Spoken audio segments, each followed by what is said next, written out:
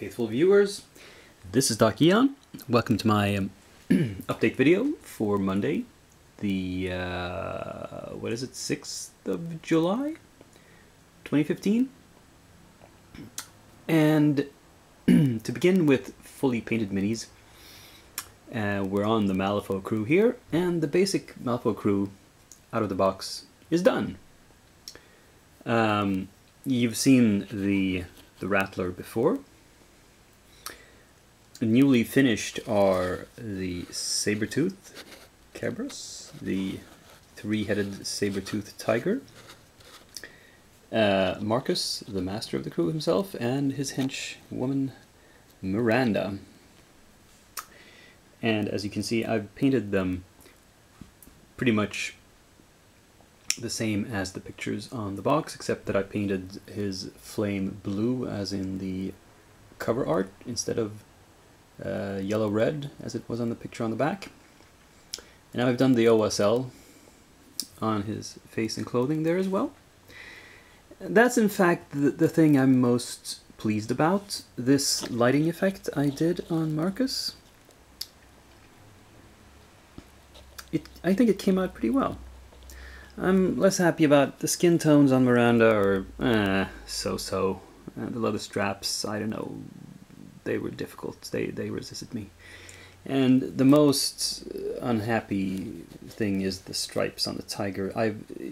The thing is, painting stripes or other patterns like this, you have to freehand them. I'm not good at freehanding. I tried to look at some reference photos and I messed it up, and I went over it again and I redid it, and finally I just said, well, I'm going to chalk this up to a learning experience and I'll do better next time. I'll just leave it the way it is. It's okay for a gaming piece, I think.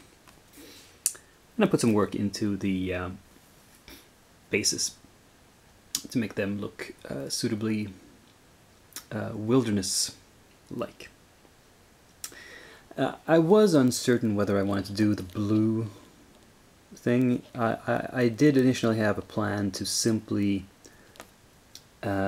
simulate a white light by just highlighting everything more, just make it paler. But I finally decided to do the blue glaze anyway. I think it was the right choice. But so you can decide for yourselves. I'm going to put up a series of still pictures. Two of them, the first two show just with the highlights, that is before the blue glaze, and the second two show after the blue glaze, and they're very close-ups shots, so they're going to show a lot of imperfections you wouldn't see otherwise. Be kind when commenting. Here they come.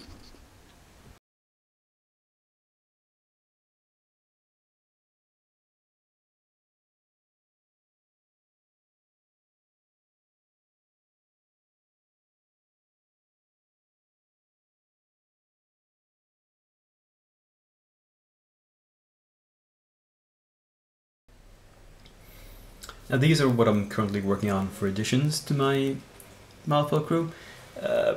It might look like not much is done on them, but if, for example, these mole men, they're pretty simple. I painted the light portions of their skin pretty much to completion. I don't think I need to do any more on those. And most of the rest of the skin is going to be pretty dark. If you look at how they're painted here, I'm following this more or less. So you see the rest of the skin is just one color, and then there's the highlights on these, I don't know, boils, I don't know. And then we have the claws and some details in the face. And then they're done. As for the Horcats, they're pretty simple to paint. They're just mostly just one color all over. And the only trick about them is that I'm still waiting on some materials I need to build their bases. That's what might hold them up. Anyway, what do we have after that? After we have that, I have some new models in line. We have the alternate version of Marcus. He's, you know, not much of an addition. It's just an, like it says an alternate, so I have some options. We have this totem, the essence of power. This is the general totem that can be used by all Arcanist Masters. It's not really great for use with Marcus, but you know, I've got it, might as well paint it, and maybe I'll get some other masters from the Arcanist faction later that he'll be better for. Finally, I thought I would do a project just for fun that is not connected to gaming. I picked up this miniature from Bombshell Miniatures. She's named Evelyn the Explorer, and I don't know, she just struck me as a fun project to do. Well, so that's all I have lined up currently. As I've mentioned, I've got more Malifaux minis incoming. I'm not sure if any of them will show up in the coming week, but we'll just have to see.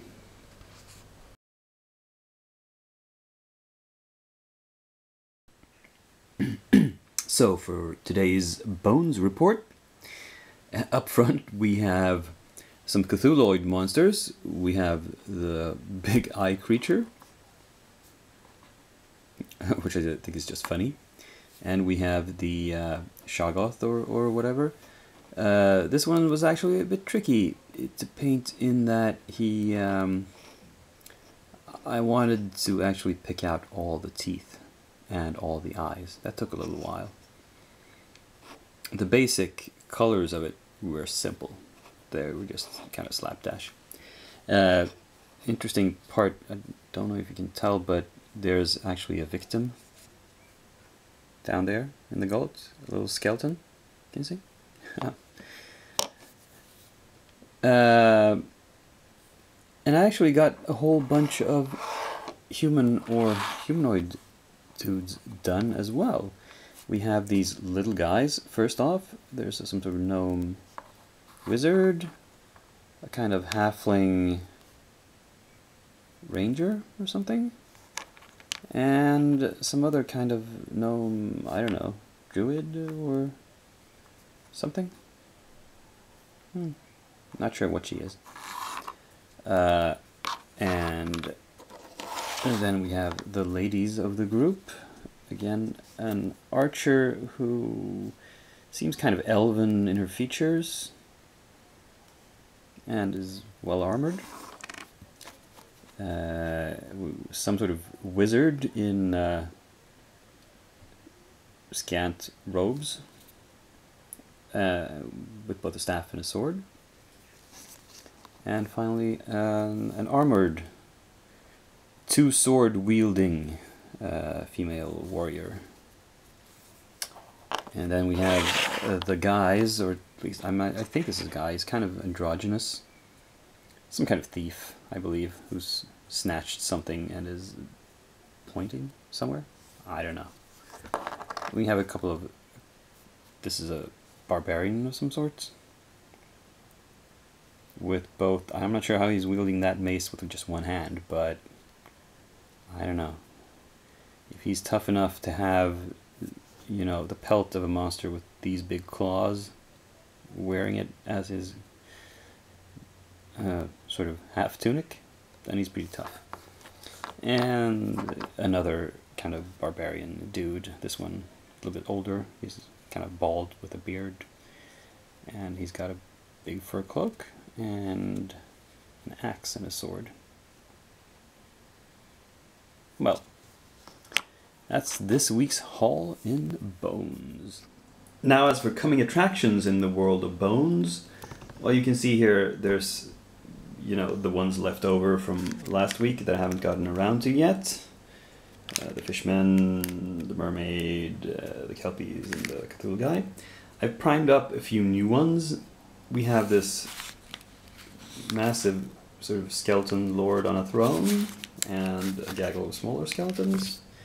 Here's more undead. These are supposed to be ghasts, which are in D&D sort of amped up ghouls. Behind them we have some sort of turtle people, and in the back row, frog people. So you can see the aquatic theme from over here carries over into a sort of amphibian theme here. And we have the undead.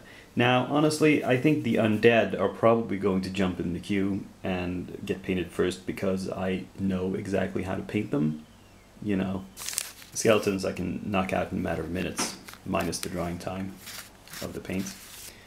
And the ghasts won't be much more difficult. So they'll get done first, and then we'll have to see what strikes my fancy as to paint first.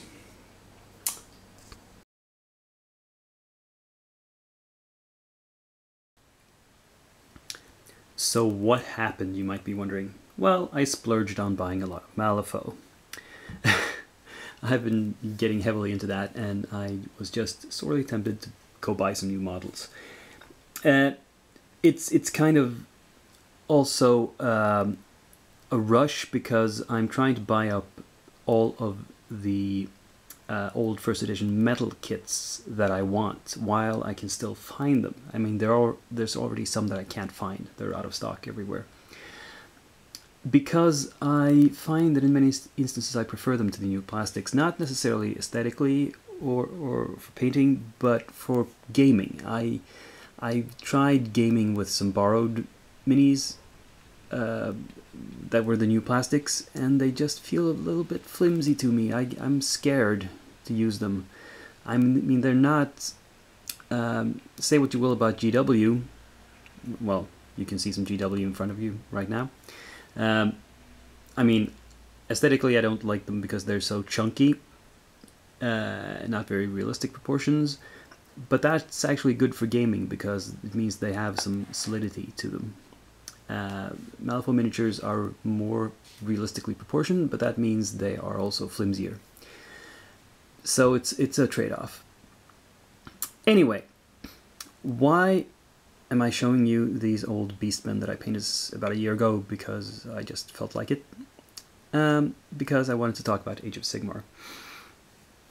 Like everybody else, I've downloaded the rules and the war scrolls and have a look at them. I've also seen a bunch of videos already posted on the net ranting about them, or trying to be more balanced, or even playing games and trying to figure out how the rules work in practice, which is the most laudable course of action, of course. I haven't been able to set something like that up. And I found that there's some validity perhaps to my commenting from a slightly different perspective. And I considered making this a whole video of its own. But then I thought I would probably be burned in effigy by the Warhammer fanboys if I did that, so I thought I'd just hide these comments away in one of my update videos where only my dedicated subscribers will see them. At first, at least. See, my perspective is not that of all the videos I've seen so far. 100% of the videos I've seen on YouTube so far about this are from people who have been playing Warhammer Fantasy for a long time and who are basically fine with how it was. They just wanted some minor tweaks. And they're, in many cases, up in arms about it. My perspective is somebody who has never liked Warhammer. I haven't played it since the 80s, and they haven't actually changed the rules since the 80s. I mean, yeah, I know they make new additions, but the core mechanics of the rules have not changed, and they are severely outdated. They are clunky, clumsy, and have way too much handling time. That's just one of the reasons. Let's make this a bit more structured. Let's say that I have three major points of contention with the way GW and Warhammer. Three things I don't like. I'm going to explain them briefly and then see if Age of Sigmar changes them in any respect. Those three things are number one, the business practices, number two, the rules, and number three, the aesthetics. First off, business practices. GW has always been about milking money from its customers, and that has taken the form, as far as the rules go, with issuing new editions every couple of years, and new books for each edition every couple of weeks, and they cost an arm and a leg. This rubs me the wrong way. So from that perspective, they've done a complete 180. Free PDF downloads? Wow. Welcome to the 21st century, Games Workshop. Suddenly you've started doing business like everybody else. This is, without a doubt, a complete positive. Unless, of course, they followed up a few months down the line by, putting out some advanced rules book that, again, costs an arm and a leg. If they do that, I will retract this praise. Okay? But so far, so good.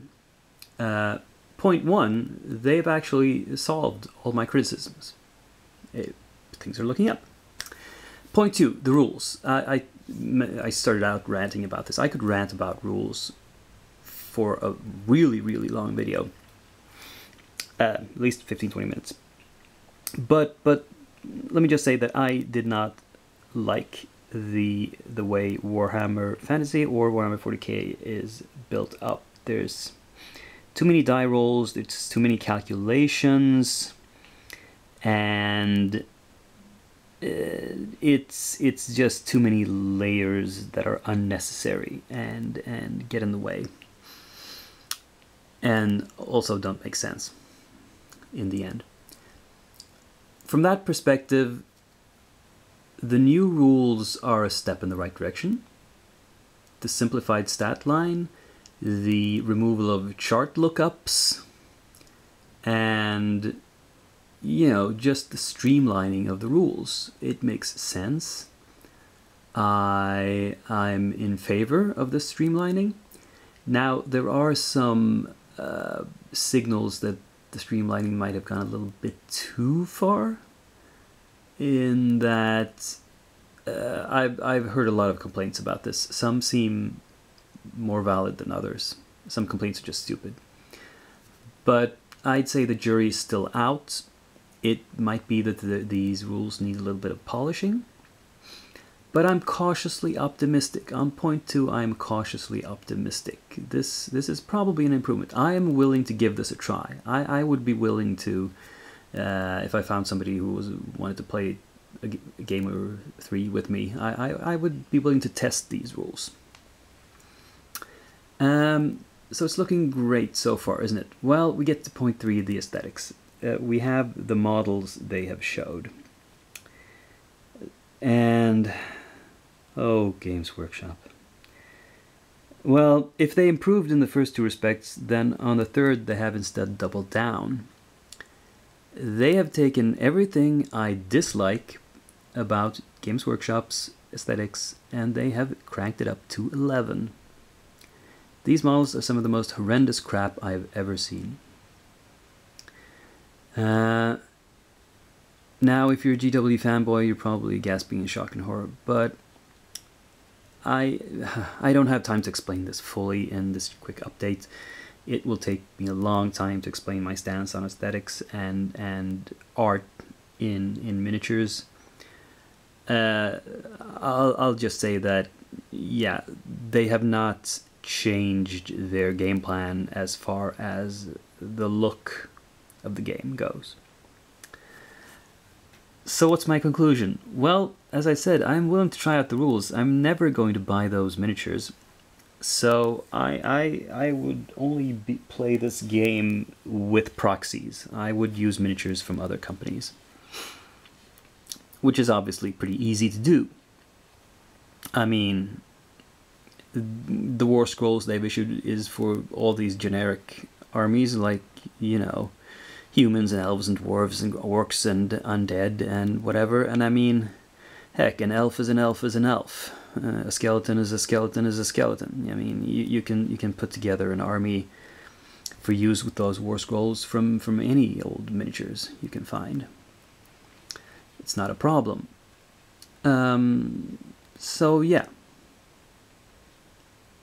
that's what I have to say about Age of Sigmar. Now, proceed to flame me in the comments. or not, as the case may be. Well, I think I'm gonna have to end here because this video is running long already. But until next video, and oh yeah, I almost forgot. Check out some of the other videos I've made. I've been putting up reviews and first looks at various products. Mainly, I haven't done so many painting technique videos because nobody's asked me for any. I haven't been struck by any inspirational lightning bolts about anything that I desperately want to tell you about technique-wise. But okay, so hit the 10-minute mark there again. I keep forgetting about that. My camera turns itself off after 10 minutes. I regularly get stuff that I want to review, and I do review stuff of all sorts. So check those out, and there will be more of those videos coming at irregular intervals. But until the next review or update or whatever other kind of video, this is Dakian, signing off.